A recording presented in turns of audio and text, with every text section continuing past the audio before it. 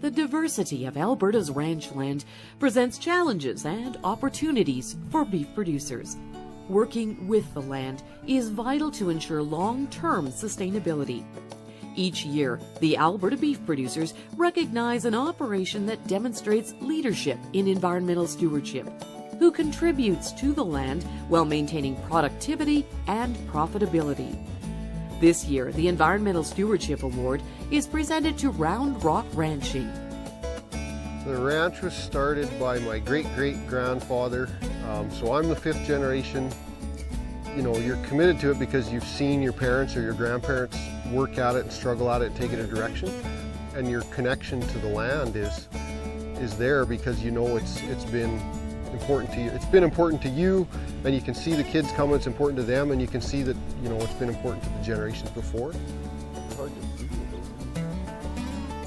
We've picked breeds that fit the land rather than trying to force the land to produce for the cattle. So we put a lot of pressure on selecting cattle that fit what we do. 80% of our land base is native. It's the fastest disappearing ecosystem in the world, and particularly in the parkland region. And I think that gives us a whole different set of management challenges and opportunities at our place that a lot of ranches wouldn't have. Every quarter that we would have has a coulee going through it, so we deal with a lot of slopes and a lot of riparian creeks, streams, those types of issues, and slope is a big thing here. A healthy native pasture in the spring shouldn't be green. It should have lots of carryover and lots of litter. It basically is creating a mat that, you know, holds temperature, holds moisture. That litter is our insurance policy against drought. It's our insurance policy against overgrazing. This would be our southernmost piece of land, and this coulee to the background is the Benner coulee, and it hooks up.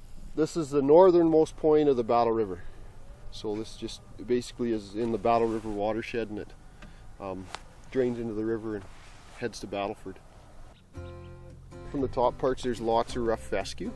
When you get further down and actually to the south end where the soil's maybe not as good, we move more into some needle grasses. Quite a bit of northern and western wheatgrass. 2002 was the last time we ever had a cow directly access a dugout on our ranch. Since then we've pumped every dugout. This dugout was basically down to about 6 inches of water left in the very bottom. And basically the cattle were to a point where the water wasn't even drinkable anymore. The only change we've really made here as far as getting trees to come is fence it. And I mean, now the willows are, you know, 15 feet high and getting better every year. Really the change has just been in the management of it. It hasn't been, you know, a big investment of dollars and planting trees and that sort of thing. It's just been a shift in our management. So, coaxing nature along and letting her do her thing, she can do amazing things if you just kind of let her. Conservation is important to me and here just because initially that's just the way we were raised. But the other thing we've discovered here, or maybe knew all along, is that the better we do at conservation, the lower our costs are and the more value we produce. And so the land keeps getting better and our costs go down, and the amount of labor and effort it takes us, Mother Nature's commandeered most of our labor.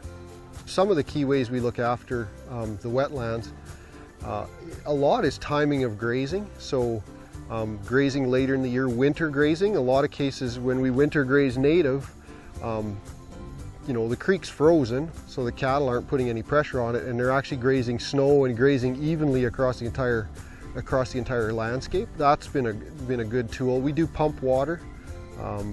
So we have a variety of solar and gas powered and nose pumps and different kind of tools that we use to get cattle to, you know, have access to water. But it affects our grazing distribution as well, so we're pretty careful about how we use them. So our feeding strategy is always based around cost. We would typically, on our cows, we would graze native into the winter. Typically, lots of times we take cows in off native pasture in January, as late as February. From there we would go on to swath grazing typically, and after that we'd move on to bale grazing. It saves fuel, saves time, and in the end it saves money, and it puts the nutrients and the waste on the land and spreads it out where it needs to be. It's basically putting the nutrients where you need them. So this is an ALICE project. ALICE stands for Alternative Land Use Services. This was our first ALICE project. It's an alternate way to use land so that we're paid for environmental goods and services. So we've taken this slough and fenced it off, and we've added some duck houses just to facilitate nesting of ducks. And then the upland was all seeded back to native grassland species, and it's contiguous with, there's about 80 or 90 acres of native rangeland in behind it. The idea is that we get an annual reimbursement for providing services to the public like clean air and water, carbon sequestration, wildlife habitat, biodiversity preservation, species preservation, all those types of things that sort of people take for granted and maybe don't realize the benefit to society that we're maybe providing. The groups we've worked with here on our ranch include Cows and Fish, ASB, the former PFRA, Alberta Environment, and we've done a bunch of work with Land EKG. Receiving this award, first, it's a big honor, and secondly, I think it means that people have noticed what we've been doing, and I think that, and I hope that it encourages other people to kind of take a look and realize that it's doable and they can kind of go down this path as well. Well, actually, it's quite an honor, really, to me. Makes me pretty proud of Sean too.